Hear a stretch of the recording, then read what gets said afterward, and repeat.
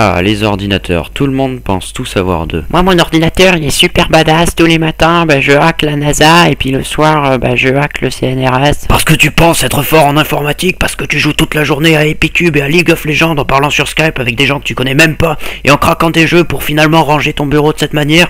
Reva PC, je n'ai pas de vie, pitié, dis-moi ce que c'est un ordinateur. Un ordinateur peut prendre de multiples formes. Ça, c'est un ordinateur. Ça, c'est un ordinateur. Ça, c'est un ordinateur. Ça, c'est un ordinateur. Ça c'est de la merde. Ça, ce sont des ordinateurs. Et Dieu est un ordinateur. Tous ces ordinateurs ont des points communs, leur méthode de fonctionnement et leurs composants. Tout d'abord, il faut savoir qu'un ordinateur a besoin d'une alimentation. Pour ceux qui ne l'auraient pas compris, l'informatique fonctionne grâce à l'électricité. Par exemple, pour la calculatrice, c'est les piles, pour votre téléphone, c'est la batterie, et pour un ordinateur de bureau normal, l'on branche ça directement sur le secteur, mais cela passe tout de même par l'alimentation qui est chargée de transformer le courant 220 volts en courant vers environ 15 volts. Ordonnés de cette manière, les composants du PC sont inutilisables. C'est pour ça, pour tout organiser, il faut un composant, la carte mère, qui va tout gérer. La carte mère peut se retrouver sur tous les types d'ordinateurs et c'est elle qui est le chef d'orchestre de la machine et qui va s'occuper de distribuer les différentes données. Justement, on m'a dit qu'il fallait déplacer League of Legends dans la corbeille.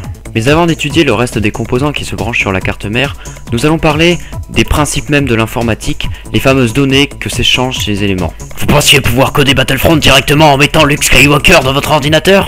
Bah oui. J'ai beaucoup de mal à te comprendre. En même temps, faut le mettre à l'intérieur. Maintenant tu te tais. Je vous l'ai déjà dit, l'informatique fonctionne grâce à l'électricité. Les données transmises sont elles aussi de l'électricité. C'est tout simplement du courant qui circule dans l'ordinateur. Cependant, en électronique comme dans les circuits de l'ordinateur, il n'y a que deux cas de figure possibles. Il y a du courant et il n'y a pas de courant. Jour, nuit, jour, nuit, jour, nuit. C'est pour ça que l'informatique utilise la base de 2, plus communément appelée binaire. Le passage du courant vaut 1 et 0 quand il n'y en a pas. Je ne parlerai pas des bases ici, mais sachez juste que lorsque vous utilisez des nombres, vous utilisez la base 10. Ainsi, pour coder ou programmer, c'est-à-dire dialoguer avec l'ordinateur, il faut directement lui injecter du courant sous forme de 0 et de 1, des suites d'instructions qui vont lui permettre de comprendre ce qu'il a à faire. Mais coder en binaire peut être très long et très fastidieux, et depuis longtemps les développeurs ont donc créé d'autres langages avec ce même binaire pour pouvoir coder plus efficacement. Ainsi par exemple, l'assembleur est né. Avec cet assembleur, on a créé encore d'autres langages, les langages que nous utilisons aujourd'hui. Maintenant, tout le monde peut concevoir son jeu ou son logiciel grâce à ces langages de programmation comme par exemple le Java ou le C++ pour ne citer que les plus grands. Et même de nos jours dans le monde du jeu vidéo, les développeurs utilisent ce qu'on appelle des moteurs graphiques qui ne sont autres que des logiciels pour concevoir un jeu vidéo. Maintenant que vous avez compris le principe, reparlons des composants qui peuplent un ordinateur. Le processeur est le cerveau de l'ordinateur, c'est lui qui va tout calculer, il est branché directement sur la carte mère. Le processeur reçoit des informations des autres composants sous forme de binaire et va ensuite les calculer en passant par des portes logiques. Les portes logiques sont de minuscules composants électroniques qui vont recevoir en entrée soit 1 soit 2 bits, c'est-à-dire un 0 ou un 1, et n'en sortir qu'un seul en fonction du type de la porte, un et, un ou, un oui, un non, etc.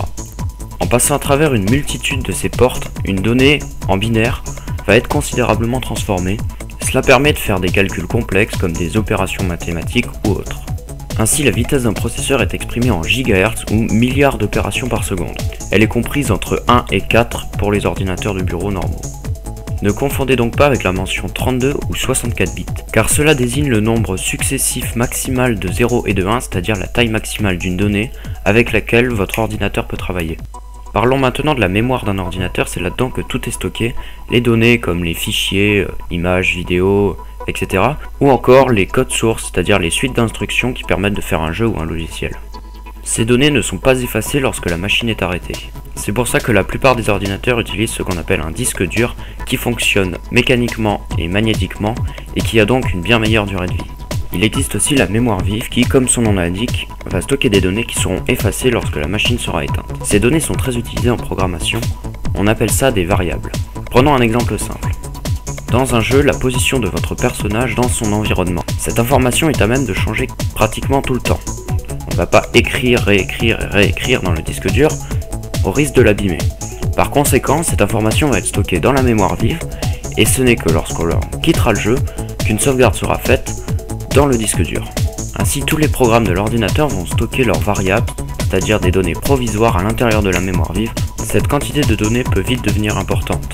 Notez que l'unité de mesure est la même que pour un disque dur, c'est l'octet. Certaines variables sont utilisées très peu de fois. Elles ne repartiront de la mémoire vive qu'uniquement lorsque le processeur les aura pris en charge. Ainsi, la mémoire vive peut être comparée à un hall d'attente. S'il y a trop de personnes dans le hall, tout le monde va s'énerver et l'ordinateur va être pris de ralentissement, il va ramer. Il y a deux solutions à ce problème, soit faire plus de guichets, donc améliorer la vitesse du processeur, soit faire un hall plus grand, donc avoir plus d'espace RAM. Enfin, pour que n'importe qui puisse utiliser un ordinateur, il lui faut un système d'exploitation, c'est comme un programme principal qui va charger de faire le lien entre la machine et l'utilisateur. Un système d'exploitation peut prendre plusieurs formes. Certains, comme Windows, offrent des possibilités infinies. D'autres, comme un autoradio de voiture ou une console, limitent beaucoup plus l'utilisateur, ne lui autorisant par exemple qu'à lire un jeu vidéo ou des fichiers audio et vidéo. L'on peut encore retrouver d'autres composants à l'intérieur d'un ordinateur. Des composants qui vont lui permettre de recevoir des données comme par exemple une carte Wi-Fi ou des capteurs de température intégrés, ou bien au contraire il va pouvoir contrôler certains composants, par exemple les ventilateurs ou alors de petites LED. On peut aussi retrouver par exemple la carte graphique qui n'est autre qu'un minuscule ordinateur à l'intérieur de l'ordinateur chargé exclusivement de gérer les pixels de votre écran. Pour terminer, parlons de la dernière chose qui compose un ordinateur, les périphériques. Cela peut être des périphériques d'entrée qui vont envoyer des informations à l'ordinateur. C'est par exemple une souris, un clavier, un joystick, non pas ça, une télécommande, des capteurs, une manette de jeu ou encore toutes sortes de boutons. Il y a aussi les périphériques de sortie que l'ordinateur va contrôler comme par exemple des haut-parleurs ou un écran. Pour concevoir des robots ou des machines en tout genre, l'ordinateur peut aussi contrôler des moteurs ou des vérins ou encore organiser des réseaux d'appareils comme par exemple des lance-missiles ou des lampadaires. Et voilà, c'est fini.